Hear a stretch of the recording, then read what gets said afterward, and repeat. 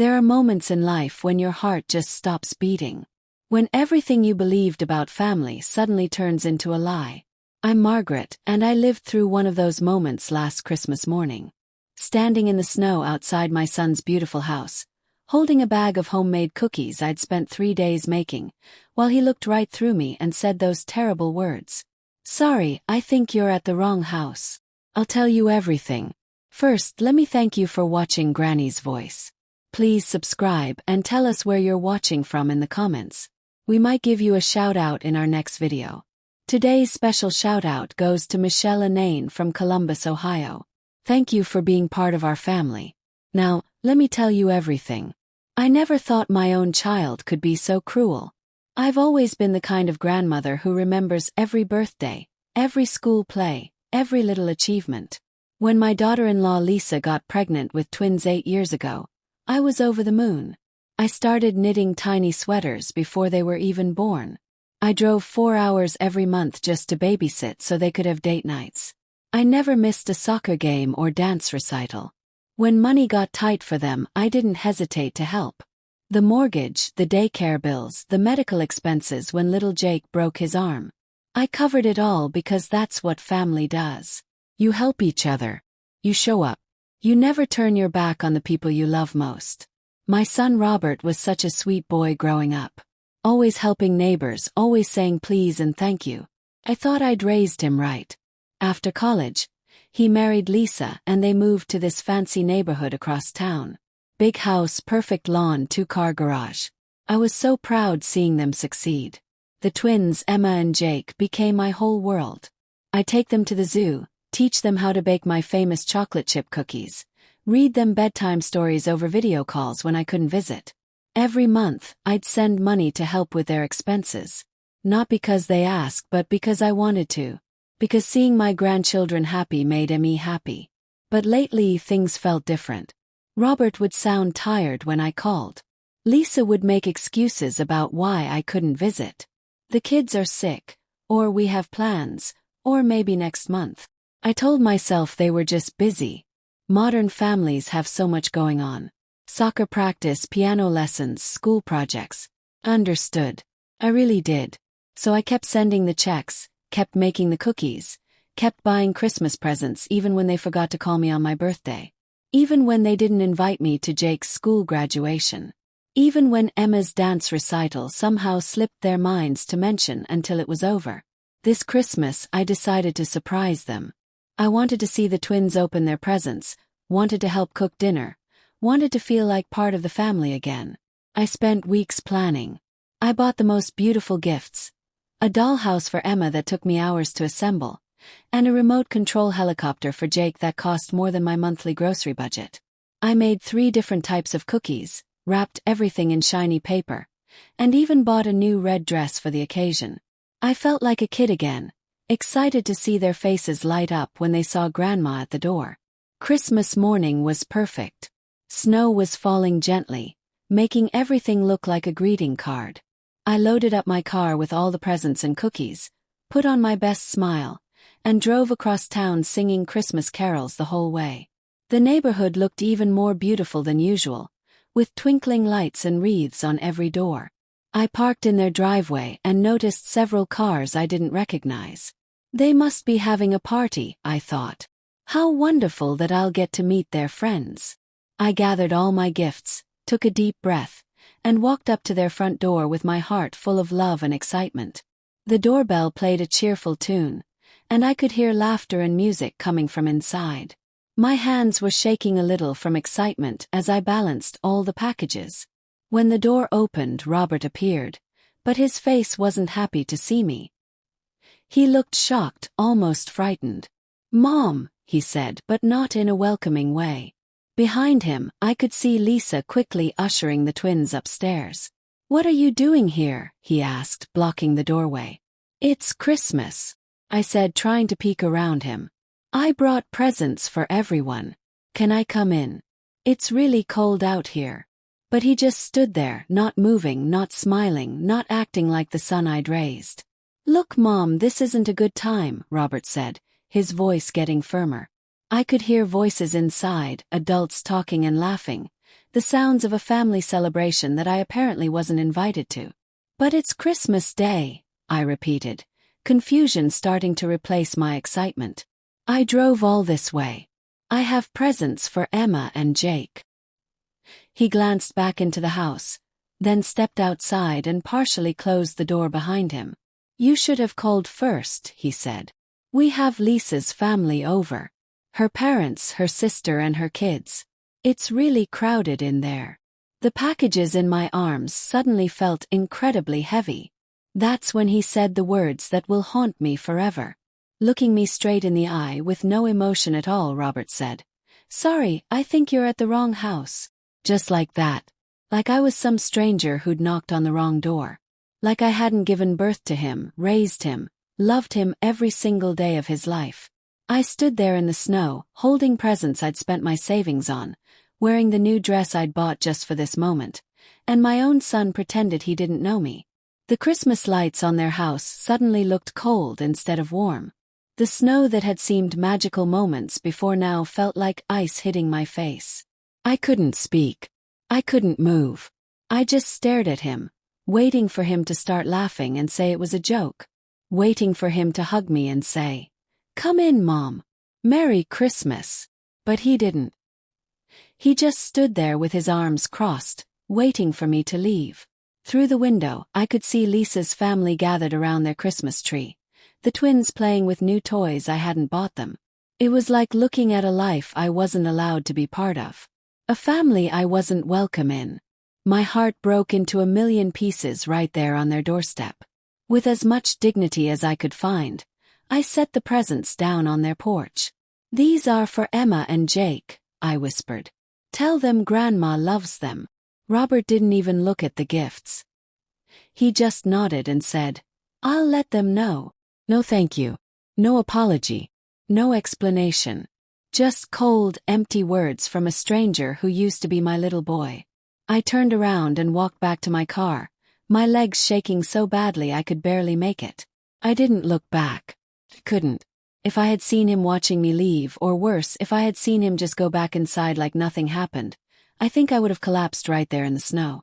I sat in my car for what felt like hours, too shocked to cry, too hurt to drive. The heater was running but I felt frozen inside. My phone buzzed with a text from my neighbor asking how Christmas was going. I stared at it, not knowing how to answer. How do you tell someone that your own child just broke your heart? How do you explain that the family you've sacrificed everything for doesn't want you anymore? I was about to start the car and drive home when my phone rang. Robert's name appeared on the screen. Maybe he'd realized his mistake. Maybe he was calling to apologize and invite me back. "Mom." Robert's voice sounded different now, softer. "Are you still in the neighborhood?" My heart jumped with hope. "Yes," I said quickly. "I'm still in your driveway." There was a pause, then he said, "Look, I'm sorry about before. Lisa's parents are really traditional and they don't understand our situation." Situation? What situation? "They don't know that you help us out financially," he continued. "It would be embarrassing if they found out. You understand, right? We just need to keep things peaceful today." I felt confused but relieved. At least he was talking to me now. At least he was explaining. "I understand, sweetheart," I said, even though I really didn't. Why would it be embarrassing that I helped my own family? But I was just happy he was being nice to me again. "Maybe I can come back later. After Lisa's family leaves." There was another pause. "Maybe," he said. "I'll call you tomorrow and we'll figure something out. Just give us some space today, okay? We really need some peace and quiet." I nodded even though he couldn't see me. "Okay," I whispered. "I love you." But before he could answer I heard his voice again, but it sounded distant, like he'd pulled the phone away from his ear. What I heard next changed everything. Robert was talking to someone else, probably Lisa, and he'd forgotten to hang up the phone. "She thinks that money she sends every month buys her a seat at the table," he said with a laugh. Like we owe her something just because she helps with the mortgage. There was another voice, Lisa's, saying something I couldn't quite hear, then Robert again. "I know, right? It's like she thinks she's entitled to be part of our lives just because she's my mom. My hand started shaking so hard I almost dropped the phone. I sat there listening to my son mock me, ridicule my love, make fun of my generosity. They were laughing about how I thought my financial help meant I deserved to spend Christmas with my grandchildren. They were joking about how pathetic I was, standing on their porch with presents like some desperate old woman begging for attention. The conversation continued for several more minutes, with Lisa adding her own cruel comments about how I was too clingy and didn't know boundaries. Finally, I heard Robert say, "She'll get over it. She always does." Then the line went dead. I stared at my phone in complete shock.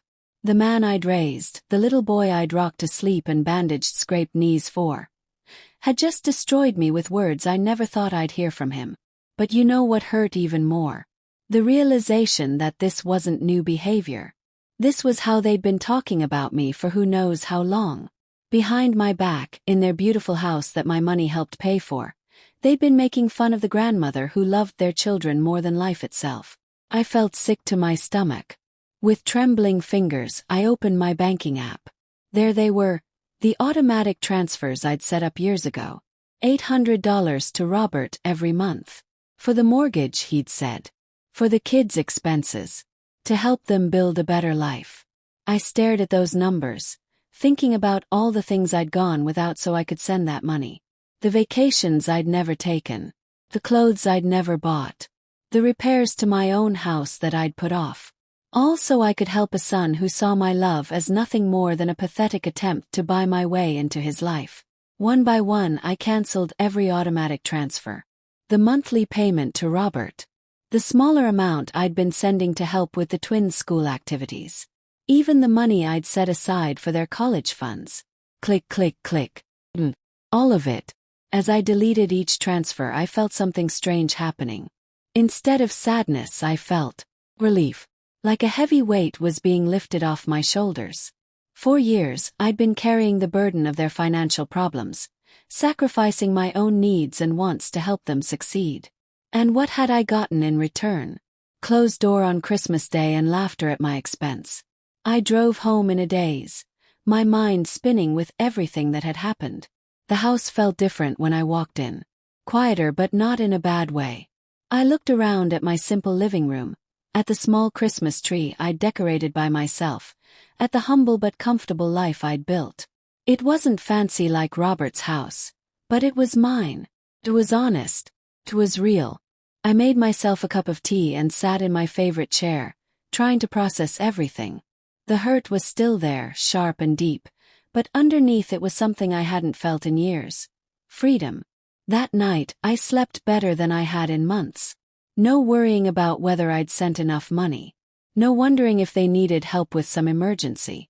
No planning my life around their schedules and needs. Just peace. When I woke up the next morning, my phone was buzzing constantly. Text after text, call after call.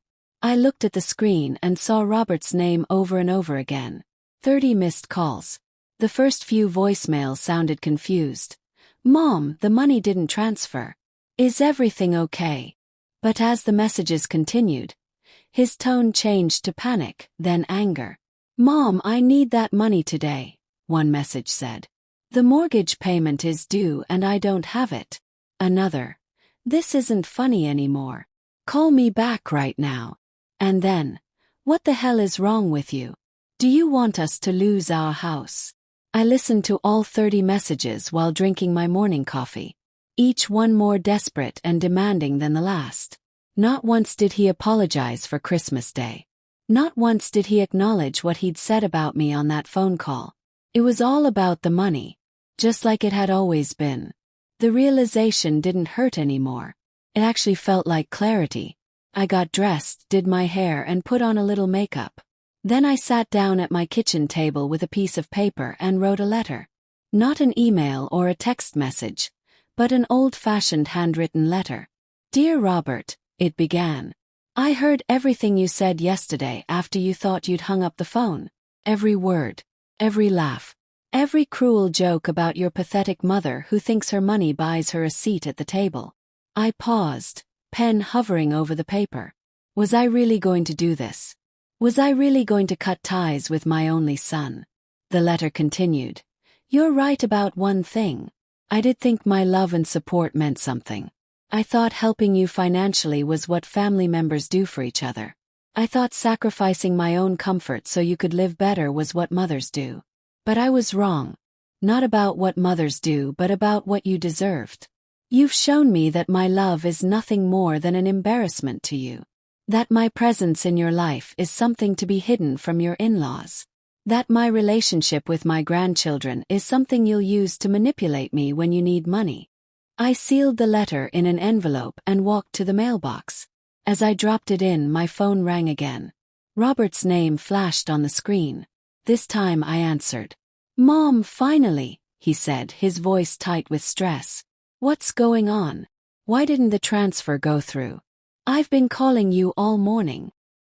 His tone was demanding, entitled, like I was some employee who'd failed to do my job. Hello, Robert, I said calmly. I got your messages. Then why haven't you called back? I need that money today. Do you have any idea what this could do to our credit? I heard everything you said yesterday, I told him. After you pretended to hang up the phone. There was dead silence on the other end. I could practically hear him trying to remember what he'd said. You talked about how I think my money buys me a seat at the table. How pathetic I am for wanting to be part of your life. How you and Lisa laugh about my generosity behind my back. More silence. Then quietly. Mom, that's not. I didn't mean. Yes, you did, I interrupted. And you know what? You were right. I did think my money meant something. I thought it meant I was helping the son I love. But clearly I was mistaken. Look, I'm sorry, Robert said, but his voice lacked any real remorse. It came out wrong. I was frustrated and... No, I said firmly. Don't make excuses. You said exactly what you meant. And now I'm acting on what I heard. I could hear him getting agitated. What does that mean? Mom, you can't just cut off the money because your feelings got hurt. We have responsibilities. We have bills to pay. The kids need parents who can provide for them without depending on handouts from the grandmother they're not allowed to see, I finished. That's not fair, Robert protested. We've built our whole budget around that money. We can't just. Then you should have thought about that before you made me feel like a fool for loving you, I said. Before you pretended not to know me on Christmas Day. Before you laughed about my generosity with your wife. I could hear Lisa in the background, asking what was happening. Robert covered the phone, but I caught pieces of their panicked conversation. She's lost her mind, I heard him say. She's cutting us off completely. Good, I thought. At least now he understood. Mom, please, Robert said when he came back to the phone. His voice had changed again, becoming softer, more manipulative. I know I made a mistake. I'm sorry, okay? Really, truly sorry. But don't punish Emma and Jake for my stupidity. They love you. They need their grandma. The mention of my grandchildren made my heart ache, but I stayed strong. If Emma and Jake need their grandma, I said, then maybe you should have thought about that before you decided I was too embarrassing to have around Lisa's family. Maybe you should have considered that before you turned me away on Christmas like I was a stranger. I'll make it right, Robert promised. We'll have you over for dinner next week. The kids can open the presents you brought. We'll do Christmas all over again. His desperation was showing now, and it wasn't pretty. It's too late for that, I told him. You've shown me who you really are, Robert. And I've finally learned to believe you. There was a long pause. When he spoke again, his voice was cold. Fine. If that's how you want to be. But don't come crying to us when you're lonely. Don't expect us to take care of you when you're old and sick. You're making a huge mistake, Mom. The threat hung in the air between us. Take care of me when I'm old. The son who wouldn't even let me in his house on Christmas was going to take care of me. I almost laughed. Goodbye, Robert, I said quietly. When you're ready to have a real relationship with me, one based on love and respect instead of money, you know where to find me. I hung up before he could respond. The phone immediately started ringing again, but I turned it off. I needed silence. I needed peace. I needed time to figure out what came next. That afternoon, my sister Carol called on the landline. "I heard from Robert," she said carefully. "He's pretty upset." I told her everything. Christmas Day, the overheard phone call, the cancelled transfers. Carol listened without judgment, occasionally making sympathetic sounds. When I finished, she was quiet for a moment. "You know," she said finally, "I always thought he took advantage of your kindness. But I never wanted to interfere. Felt good to have someone validate what I was feeling. Was I wrong to cut him off?" "Yes. Honey," Carol said, "you were wrong to let it go on as long as you did." The next few days were hard but also liberating. I cleaned out my spare bedroom, which had been filled with toys and clothes for the twins. I donated everything to a local children's charity. I cancelled my plans to help with Jake's birthday party next month. I stopped checking my phone every 5 minutes to see if Robert had called. Slowly, carefully, I began to reclaim my life. I made plans to visit Carol in Florida. I signed up for a watercolor painting class at the community center. I bought myself a beautiful new dress, with MY money for MY pleasure. A week later, Lisa called. I almost didn't answer, but curiosity got the better of me. "Hi, Margaret," she said, her voice fake sweet. "How are you doing?" Like nothing had happened. Like her husband hadn't crushed my heart on Christmas Day. "I'm fine, Lisa," I said carefully. "What can I do for you?" She laughed nervously. "Well, I was hoping we could talk about this misunderstanding. Robert told me about the money situation, and I think there's been a huge mistake." "Mistake?" That's what she was calling it. Mistake. "I don't think there's been any mistake," I told Lisa. "I think everything is finally clear." She tried a different approach. "Look, I know Robert can be thoughtless sometimes. Men just don't think before they speak. But he loves you, Margaret. We all do. The twins have been asking about you constantly. Emma wants to know why Grandma didn't come for Christmas." The mention of Emma made my chest tight, but I forced myself to stay strong. "If Emma wants to know why I didn't come for Christmas," I said, "maybe you should tell her the truth. That Daddy told Grandma she was at the wrong house." Lisa was quiet for a moment. Then, "That's not exactly what happened." "That's exactly what happened," I corrected. "I was there, Lisa. I lived it. And I heard what you both really think of me." She tried to defend herself, but I cut her off. "You know what's funny? I used to worry that I was being too pushy, too involved. I worried that I was overstepping boundaries. But you were happy enough to have me overstep when it came with a monthly check, weren't you?" She had no answer for that. "The kids need stability," Lisa tried again. "Robert's been working overtime trying to figure out how to pay the mortgage without your help. He's stressed out of his mind. This is affecting the whole family." I felt a moment of weakness, a familiar tug of guilt. But then I remembered Robert's laughter as he mocked my love. "Lisa," I said firmly, "you and Robert are educated adults with good jobs. If you can't afford your mortgage without help from a retiree living on a fixed income, then maybe you bought too much house." The truth of that statement surprised even me. "This is ridiculous," Lisa said, her fake sweetness finally dropping away. "You're punishing the children because you got your feelings hurt. That's incredibly selfish, Margaret." "Selfish?" The woman whose husband pretended not to know me was calling me selfish. "You know what's selfish, Lisa?" "Yes." "Taking money from someone for 8 years and then acting like they don't exist when it's inconvenient. Teaching your children that love comes with conditions. Making someone feel ashamed for wanting to be part of their own family." She hung up on me. Good riddance. 2 weeks passed peacefully. I painted my first watercolor. A simple landscape that made me feel proud and accomplished. I had lunch with old friends I'd neglected while focusing all my attention on Robert's family. I read books, took long walks, and discovered that my life without the constant stress of worry about my son's finances was actually quite pleasant. Then one evening there was a knock at my door. Through the window, I saw a small figure standing on my porch. My heart stopped. It was Emma, my 8-year-old granddaughter, holding her father's hand. I opened the door cautiously. Robert looked terrible. Tired, stressed, defeated. Emma looked up at me with those big brown eyes that reminded me so much of Robert when he was little. "Hi, Grandma," she said quietly. "Daddy said you were mad at us." I knelt down to her level, my heart breaking all over again. "I'm not mad at you, sweetheart," I told her. "I could never be mad at you." Robert shifted uncomfortably. "We need to talk," he said. "Please." I let them in, but only because of Emma.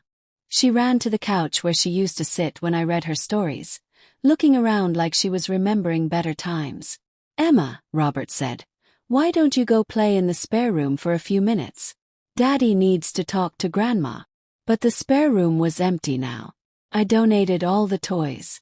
Emma wandered off anyway, and Robert and I sat in uncomfortable silence. He looked around the living room like he was seeing it for the first time. "It's different in here," he said. "Quieter." "That's what happens when you stop waiting for people who don't want to come," I replied. He winced. "Mom, I know I screwed up. I know I hurt you. But we need to find a way to fix this." "Do we?" "Yes. Because it seems to me like you were pretty happy with things the way they were. Getting money without having to deal with the inconvenience of actually having a mother." Robert ran his hands through his hair. "Look, I know how it sounded on the phone. But that's not how I really feel." "Isn't it?" Challenged. "Because it sounded pretty genuine to me. You and Lisa having a good laugh about the pathetic old woman who thinks her money buys her love." He couldn't meet my eyes. I was frustrated. The in-laws were asking questions about money, and I panicked. "So you decided the solution was to pretend I didn't exist?" "Yes." "To tell your own mother she was at the wrong house?" Robert finally looked at me, and I saw something I hadn't seen in years. Shame. Real genuine shame. "I don't know what I was thinking," he admitted. "I was scared Lisa's parents would judge us for needing help. I wanted them to think we had everything under control." "So you sacrificed me to maintain your image," I said. "You threw away your mother to impress people you barely know." We sat in silence for a moment. From the spare room, I could hear Emma talking to herself, probably wondering where all her toys had gone. "She asks about you every day," Robert said quietly. "Jake too. They don't understand why Grandma doesn't come over anymore." My heart ached. "That was your choice, Robert. Not mine." "I know," he whispered. "And I'm sorry. I'm so sorry. I miss you, Mom. The kids miss you. Even Lisa admits she was wrong."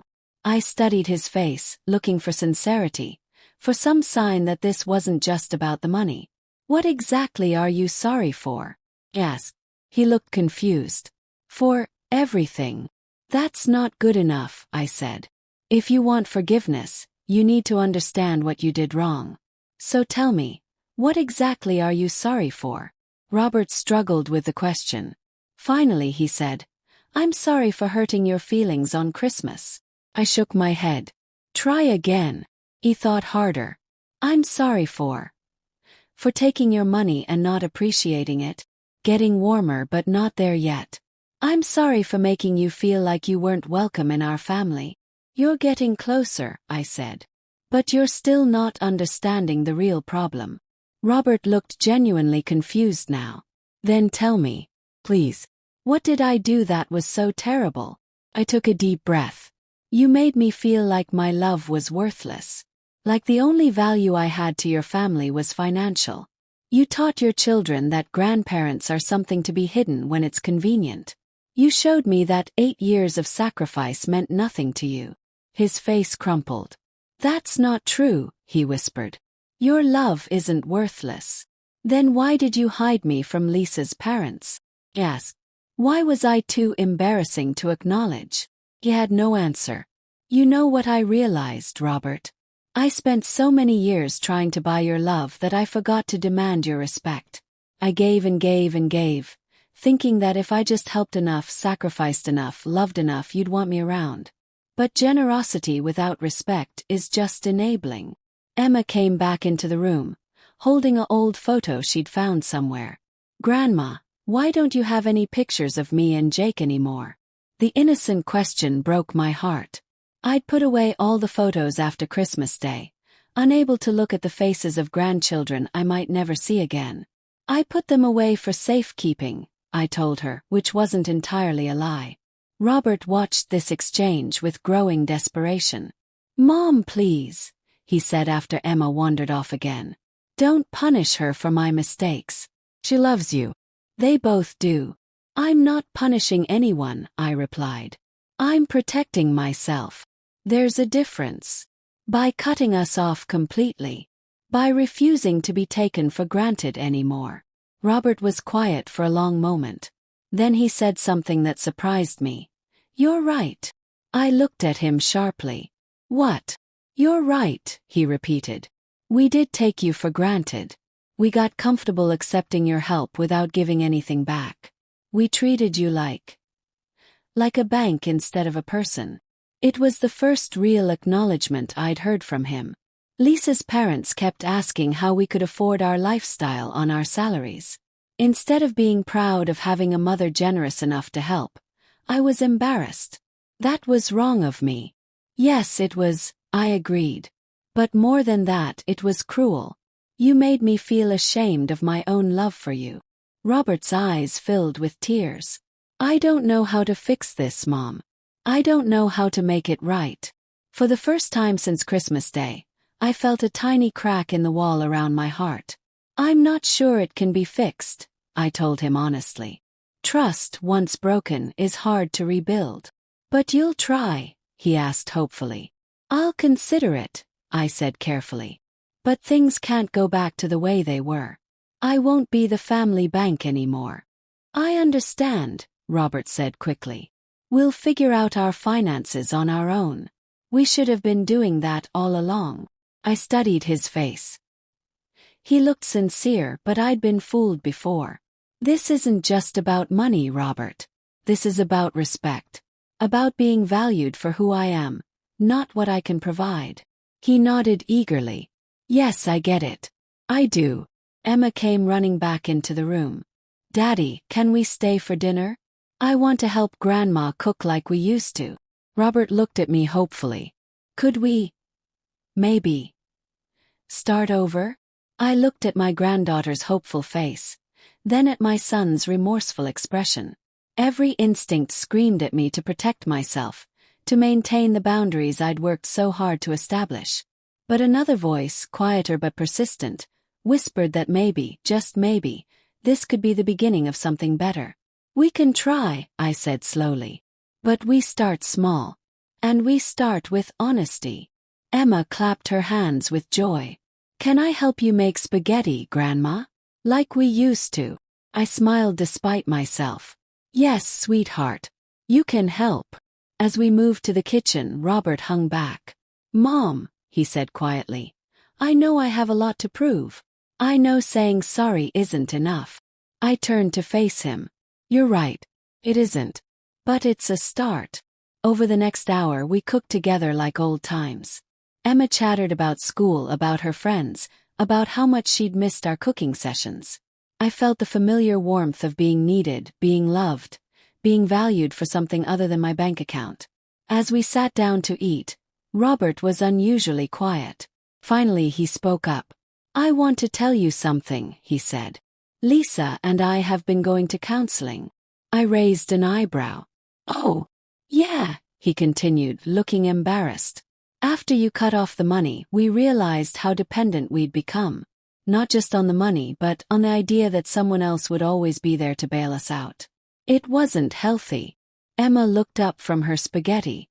What's counseling, Daddy? It's where adults go to learn how to be better people, Robert explained. Like school for grown-ups. The dinner felt different than our old family meals. There was more talking, more genuine interest in each other's lives.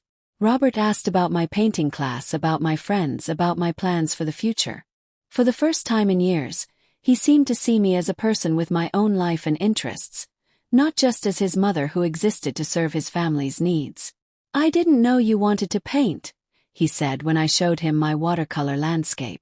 There's a lot you don't know about me, I replied, but without bitterness. Maybe we can change that. When it was time for them to leave, Emma hugged me tight. Can I come visit again soon, Grandma? She asked. I looked at Robert, who nodded hopefully. We'll see, I said. But remember, visits need to be planned ahead of time.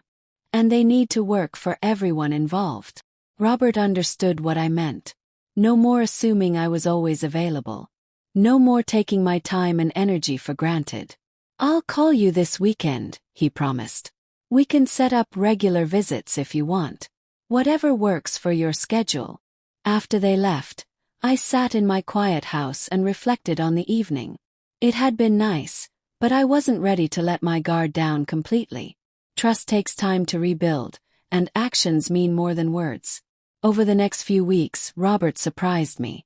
He called when he said he would. He asked about my painting class and actually listened to my answers. He brought Emma and Jake for planned visits, respecting my time and schedule. Most importantly, he never once mentioned money or asked for financial help. It was like he was learning to value our relationship for what it was, not what it could provide. Lisa even called to apologize, genuinely this time. I know I was wrong, she said. I got so caught up in trying to impress my parents that I forgot what really mattered. You've been nothing but generous and kind to our family, and we treated you terribly. Her apology felt real, not calculating like her previous call. I appreciate that, I told her. But it's going to take time for me to trust again. I understand, she said. We'll earn it back. However long it takes. It was exactly what I needed to hear. 3 months later, Robert did something that truly shocked me. He showed up at my door with a check. What's this for? I asked, confused. It's money, he said with a small smile. For you. I looked at the amount and gasped. It was $5,000. Robert, I can't accept this, I protested. Yes, you can, he said firmly. It's not all of what we owe you, not even close, but it's what we can afford right now. Lisa got a promotion, and we've been living within our means for the first time in years. This is just the beginning of paying you back. I stared at the check, overwhelmed with emotion. You don't owe me anything, I said, though my voice was shaky. Yes, I do, Robert replied. I owe you respect. I owe you gratitude. I owe you acknowledgement of all the years you sacrificed for us without asking for anything in return. He paused. Most of all, I owe you an apology that actually matches the magnitude of what I did to you. This wasn't the desperate, panicked apology from months earlier. This was thoughtful, genuine, heartfelt. It came from a man who had spent months thinking about his actions and their consequences. That Christmas Day, Robert continued, I didn't just reject you. I rejected everything you'd ever done for me. Every sacrifice, every kindness, every act of love. I was so worried about what Lisa's parents would think that I forgot what really mattered. Having a mother who loved me enough to give up her own comfort for my happiness. I threw that away for the approval of people who don't even really know me. He was crying now, and so was I. I've spent months trying to figure out how to make it right, and I realized I can't. I can't undo the hurt I caused. I can only promise to do better going forward. And we have been doing better, I admitted. These past few months have been different. They have, he agreed. Because I'm finally treating you like you deserve to be treated. Like the amazing woman who raised me to be better than I was that Christmas Day. We hugged then, a real hug, full of forgiveness and hope and the possibility of rebuilding what we'd almost lost forever. I love you, Mom, he whispered. I love you too, I whispered back. But Robert. Yeah. If you ever treat me like that again, I won't give you another chance. He pulled back and looked me in the eye. I know. And I won't. The check sat on my kitchen table for days before I decided what to do with it. Finally, I opened a savings account. Not for emergencies, not for helping others, but for me. For the trip to Europe I'd always dreamed of taking. For the art supplies I wanted to buy. For the life I was finally learning to live on my own terms. Robert had learned to respect my boundaries, but more importantly, I had learned to set them. The money was nice, but the respect was priceless. For the first time in years, I felt valued not for what I could give, but for who I was. 6 months after that terrible Christmas day, we had a new family tradition. Every Sunday, Robert, Lisa, and the twins came over for dinner. But these weren't the obligatory visits of the past. These were genuine family gatherings where everyone contributed something. Robert brought groceries. Lisa helped cook. The twins set the table and told me about their week. Nobody asked for money. Nobody made me feel like I was buying their love. We were just a family, enjoying each other's company because we wanted to be there, not because we had to be. Emma had become my little artist, joining me at the community center for kids' painting classes. Jake loved helping me in the garden, planting vegetables we'd later cook together. They were learning that relationships are built on shared experiences, not financial transactions. And they were seeing their grandmother as a whole person with interests and talents, not just someone who spoiled them with gifts and money. "Grandma," Emma said one Sunday, "I'm glad you got mad at Daddy." I looked at her in surprise. "Why's that, sweetheart?" "Because now we have more fun together. And Daddy is nicer to you." Out of the mouths of babes. Emma was right. Our relationship was better now, stronger, more genuine. It was built on mutual respect instead of financial dependency. Robert had learned to value what I brought to his life beyond money. My wisdom, my love, my presence, my unique perspective. I had learned that my worth wasn't tied to my bank account, that I deserved to be loved for who I was, not what I could provide. It had taken a heartbreak to teach us both those lessons, but they were lessons worth learning. That December, almost a year after the Christmas that changed everything, Robert called with a special request. "Mom, would you like to host Christmas dinner this year?" he asked. "Lisa's parents want to meet you properly.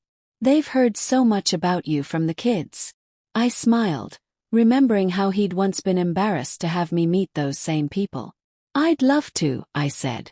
"But I'll need help cooking for that many people." "Of course," he said. "We'll all help. It'll be a real family affair." This time the word family didn't feel hollow. Felt real. Christmas morning arrived crisp and cold, just like the year before. But everything else was different. My house was full of laughter and warmth. Lisa's parents turned out to be lovely people who appreciated good food and family stories.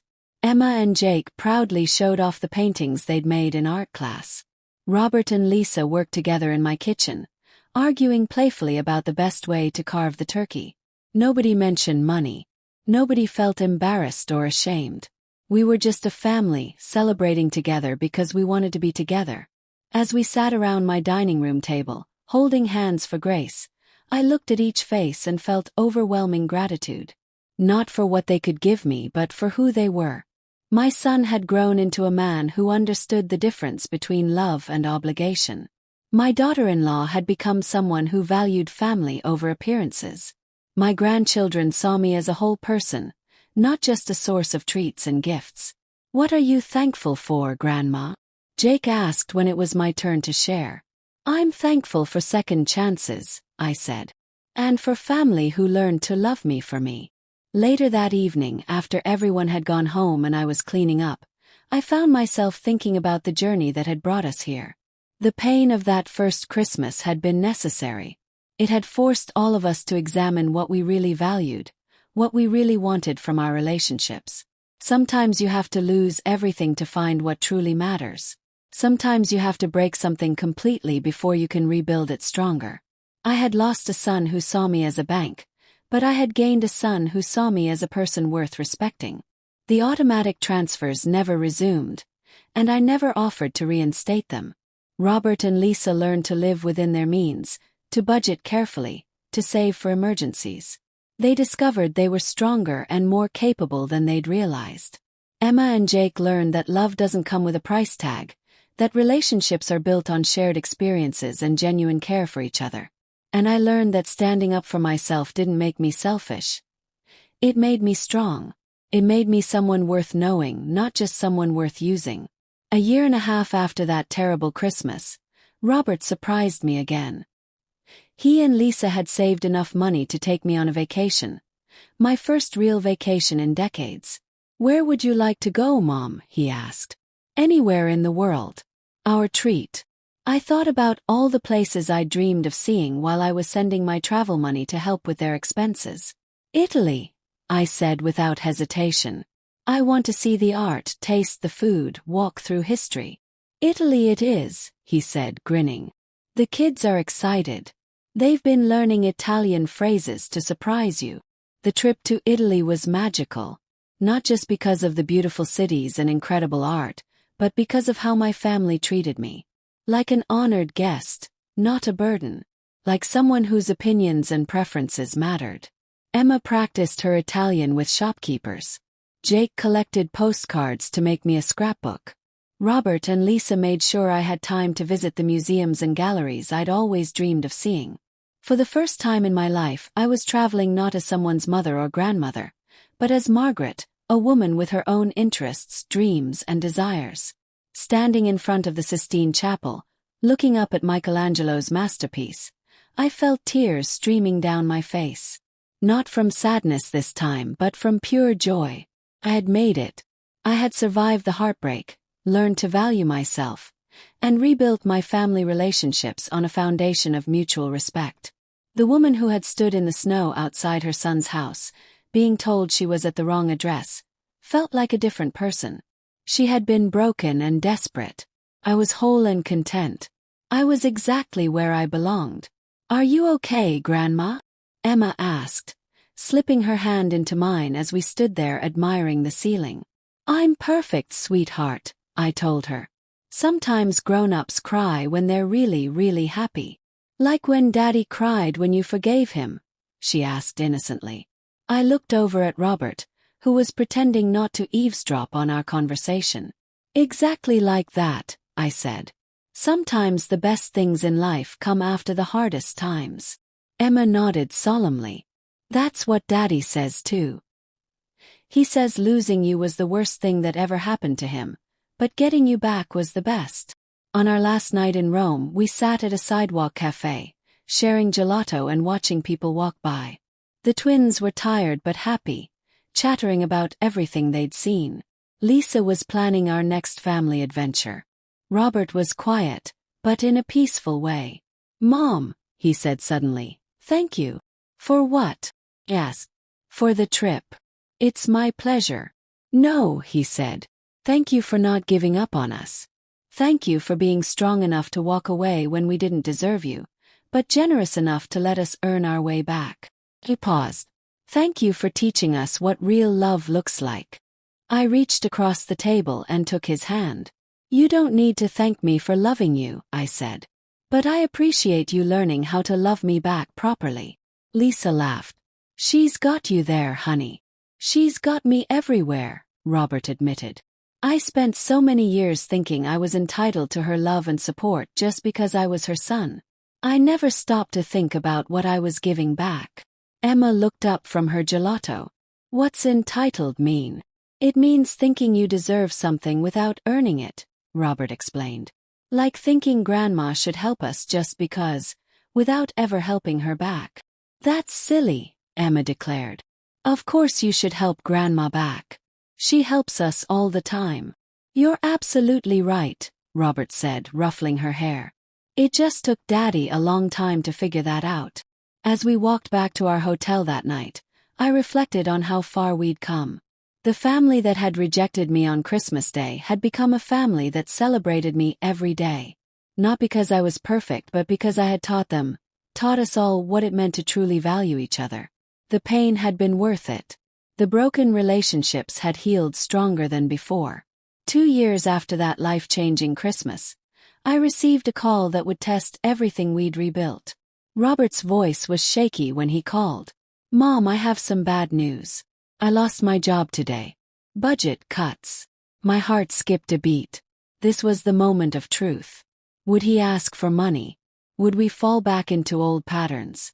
Would all our progress disappear under the pressure of financial stress? "I'm sorry to hear that," I said carefully. "How are you feeling?" "Scared," he admitted. "But also oddly confident. Lisa and I have been saving money for the first time in our lives. We have an emergency fund. We'll be okay. What can I do to help? I asked, and I meant it. Not financial help, but real help. Emotional support. Practical assistance. Actually, Robert said, I was wondering if you could watch the kids next week while I go to job interviews. Lisa's taking on extra hours at work, and we don't want to disrupt the twins' routines more than necessary. I smiled, touched that he'd asked for help in a way that recognized my value beyond my checkbook. Of course, I said. They can stay here. We'll make it an adventure. Thank you, Mom. Really. For everything. You don't need to thank me, I said. That's what family does for each other. Robert found a new job within 3 weeks. A better job, actually, with a company that valued his skills and experience. But more importantly, he and Lisa handled the crisis as a team, using the financial skills they'd learned and the emergency fund they'd built. They didn't panic. They didn't come running to me with their hands out. They solved their own problem like the capable adults they'd always been but had never been challenged to become. I was proud of them, but I was also proud of myself for giving them the space to grow into their own strength. That Christmas, our third since the disaster, we started a new tradition. Instead of focusing on gifts, we focused on gratitude. Each person had to share 3 things they were grateful for that year. Emma was grateful for her art classes with me, for her new baby cousin, Sophie had had another baby, and for learning to ride a bike. Jake was grateful for the garden we'd planted together, for his soccer team, and for the treehouse Robert had built him. Lisa was grateful for her promotion, for learning to cook my famous cookies, and for having the best mother-in-law in the world. Robert's gratitude list made everyone cry happy tears. I'm grateful that Mom loved us enough to walk away when we were taking her for granted, he said. I'm grateful that she loved us enough to let us earn our way back into her life. And I'm grateful every single day that she taught me what real love looks like. Not just giving everything you have, but expecting to be valued in return. When it was my turn, I looked around the table at my family. My real family, built on respect and genuine affection instead of obligation and guilt. I'm grateful for hard lessons that made us all stronger, I said. I'm grateful for second chances and new beginnings. And I'm grateful for the woman I became when I finally learned to value myself as much as I valued all of you. The room was quiet for a moment. Then Emma, my little philosopher, said, Grandma, I'm glad you got mad that time. It made everything better. She was right. Sometimes anger is just love with boundaries. Sometimes walking away is the most loving thing you can do. Sometimes you have to break something to fix it properly. As I write this story now, 5 years have passed since that terrible Christmas day. 5 years since my son told me I was at the wrong house. 5 years since I heard him mock my love and generosity. Feels like a lifetime ago, like something that happened to a different woman. In a way it did. The woman who stood in that snow, heartbroken and humiliated, doesn't exist anymore. She was replaced by a woman who knows her worth, who demands respect, who understands that love without boundaries isn't love at all. It's enabling. My relationship with Robert and his family is better now than it ever was in the old days. It's built on mutual respect, genuine affection, and healthy boundaries. We help each other, but not in ways that create dependency.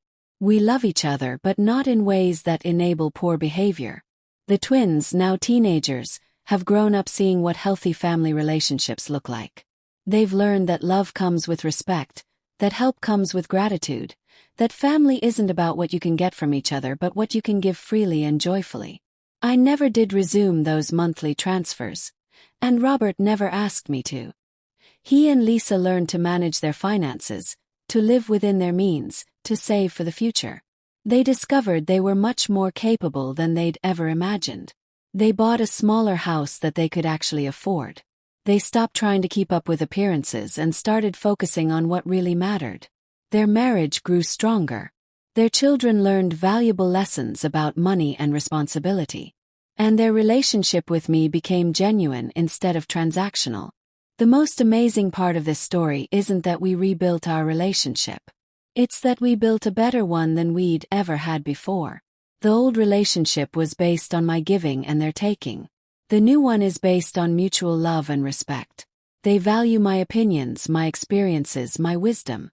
I value their independence, their growth, their genuine affection. We choose to spend time together because we enjoy each other's company, not because anyone feels obligated.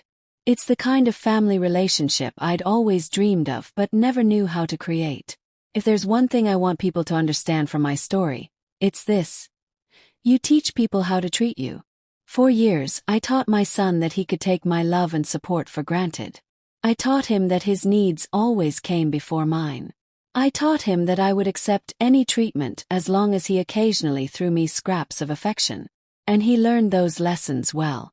It wasn't entirely his fault. I was an excellent teacher. But once I started teaching different lessons, he learned those too. He learned that I had value beyond my bank account. He learned that love requires respect. He learned that relationships work best when both people contribute. Sometimes people ask me if I regret cutting off the money, if I regret walking away that Christmas day. The answer is absolutely not. That moment of rejection was the catalyst for everything good that came after. It forced all of us to examine what we really valued in our relationships. It made us build something real instead of something based on financial convenience. Yes, it was painful. Yes, it was scary. Yes, there were moments when I wondered if I'd lost my family forever. But sometimes you have to risk losing everything to gain what really matters. My advice to any parent who recognizes themselves in my story is this. It's never too late to demand respect.